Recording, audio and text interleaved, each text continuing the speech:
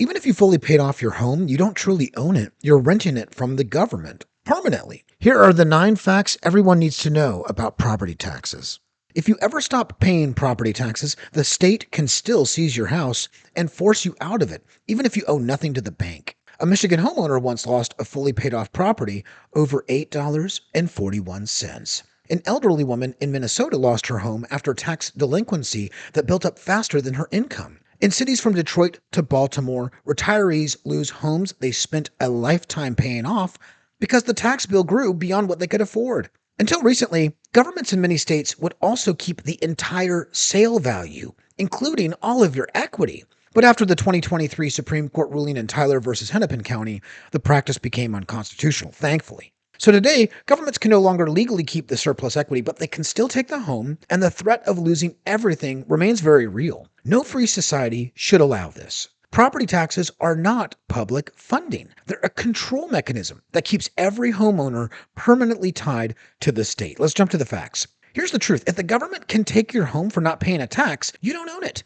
In all 50 states, tax delinquency can still trigger foreclosures, evictions, loss of property, and loss of your home even if the mortgage is paid off.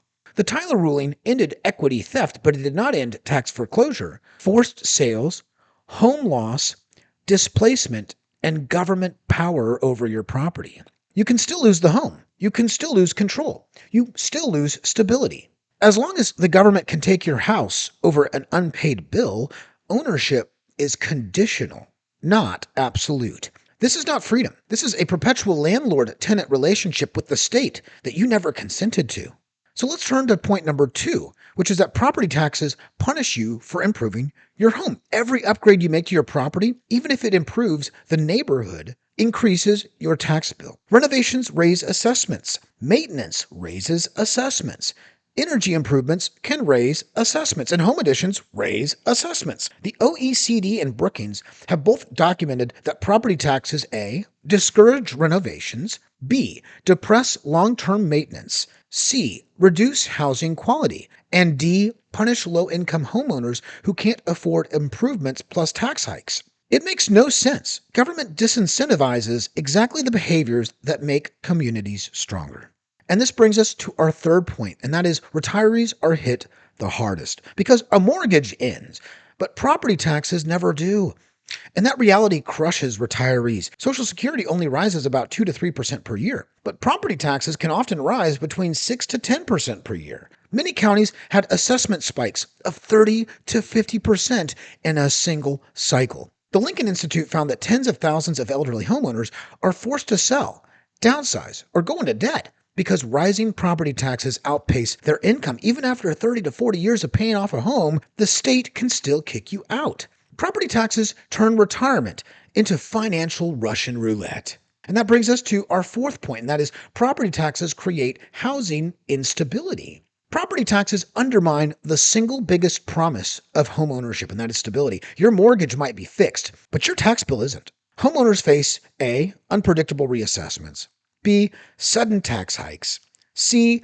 rising local government spending passed directly onto them, D. tax burdens that don't match income, and E. annual costs that rise even during recessions.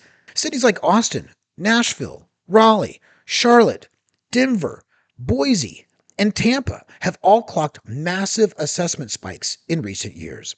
This destabilizes not just homeowners, but landlords have to pass these costs on to renters, raising rents across the board. And that brings us to our fifth point, and that is government-driven gentrification. Property taxes are one of the biggest hidden drivers of gentrification, and here's the mechanism. A neighborhood becomes more desirable.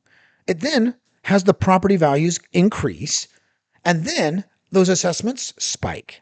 Well, the taxes also spike to match those assessments. And then long-term residents, often lower income or elderly, can no longer afford the tax bill. So they are forced to sell or lose the home. And this pattern holds in Atlanta, Austin, Detroit, Philadelphia, DC, Portland, Charlotte, Minneapolis.